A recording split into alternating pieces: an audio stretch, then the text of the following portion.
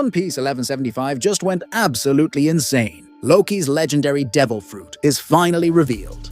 And Luffy just unlocked a brand new Gear 5 attack powered by a Black Dragon. Nidhogg isn't just a myth, it might be the key to the final war. Let's talk about it. Welcome to Super Synth D Studio, where One Piece spoilers hit different. If you live for wild theories and hype breakdowns, hit that like button, drop a comment, give hype, and don't forget to subscribe. Let's dive in. One Piece Chapter 1175 is titled Nidhogg. The chapter opens by showing the condition of the Straw Hat crew near the Owl Library. Sanji finally arrives and immediately asks Nami if she's okay. Nami explains everything that happened earlier. They managed to survive the binding arrows from the bandaged woman, one of the enemies they had to face. But Robin is still trapped by thorny vines, and that makes Sanji look furious. Sanji immediately uses Diable Jambe to burn the thorn vines created by Sommers that were restraining Robin. Even though Sommers' thorn vines are as hard as iron and proven to be impossible to cut with normal blades, plants are still plants. And plants are extremely weak against fire, which means Sanji is basically Sommers' natural enemy. Because Sommers' Devil Fruit power can be easily burned away by Sanji's flames. Meanwhile, in another location, Zoro cuts down the thorn vines surrounding the kidnapped children. Luffy praises him and says, "Just what I expected from you, Zoro. I trust you." Luffy and Loki then rescue the children and bring them closer to Ja Rule. Now, here's the interesting part. The spoilers don't clearly explain whether Zoro has already reached the western port of Elbaf, or if Loki flew toward Ja Rule's location and met Zoro there. The second option seems more logical, because if Zoro was already free enough to rescue the children, that means the Domi Reversi Giant pirate army, including Dory and Brogy, has truly been defeated by him. And that's wild. In a flashback, Ja Rule reveals that Loki's Devil Fruit is the Dragon Fruit, Mythical Zoan model, Nidhogg. Ja Rule explains that anyone who eats it will become the largest dragon in the world. However, the dragon's size is proportional to the user's body size, which means its full potential can only be unleashed by an ancient giant. Ja Rule also says that in Elbaf, a god of war once possessed the Nidhogg Devil Fruit. He wielded a weapon called Ragnir, and in the distant past, he clashed with the sun god. Ja Rule adds that this god of war was accompanied by his loyal companion, the ice squirrel Ratatoskr. When the god of war died, legend says that Ratatoskr's spirit dwelled within the hammer.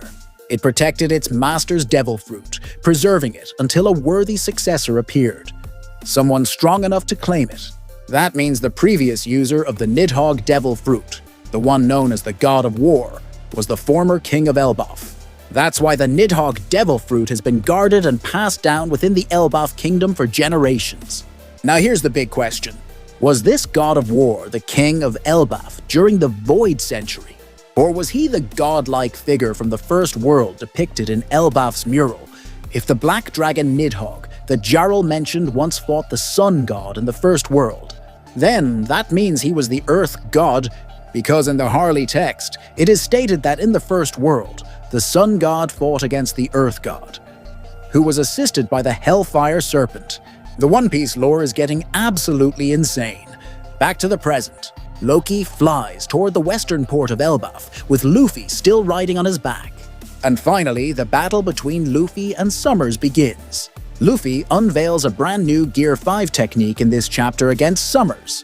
The attack is called Gomu Gomu no Dawn Thor Rifle, the Gear 5 version of Gomu Gomu no Thor Rifle, which he previously used in Dressrosa against Don Chinjao. Using the lightning created by Loki, Luffy coats his giant fist with the lightning. His massive punch strikes Sommers' entire body and electrocutes him brutally. We still don't know whether Luffy coated that attack with advanced Conqueror's Haki or not.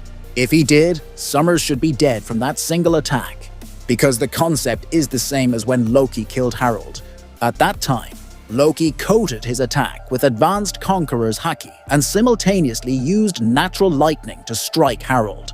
So, what do you think? Did Luffy defeat Sommers right there? Or should we just let Sanji handle this psycho old man and burn him to ashes?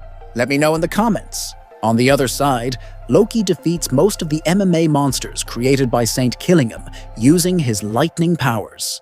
Yes, the spoilers confirm that the Mythical Zoan Nidhogg's power is lightning. Meanwhile, the ice power comes from the ice squirrel Ratatoskr. If that's true, it means Loki can still slightly use his devil fruit power, even while chained with sea stone cuffs. Because when he struck the treasure tree atom with Ragnir, lightning still struck along with the attack. Loki's power is truly unimaginable. Then we cut to the Holy Land. Imu reacts to Loki and says, "I see. Nidhogg, you just have been in Elbaf all this time." No break next week. Loki's Nidhogg is finally revealed. Luffy just combined Gear 5 with a Black Dragon's lightning. And Imu is starting to connect the dots. The final war is getting closer, and this chapter just changed the board completely. If you enjoyed this breakdown, smash that like button, subscribe for weekly One Piece hype, and drop your theory below. Is Loki the Earth God? Is he Uranus? Or is Oda about to flip the entire story upside down again? This is Super Synth D Studio. And trust me, Oda is cooking something crazy.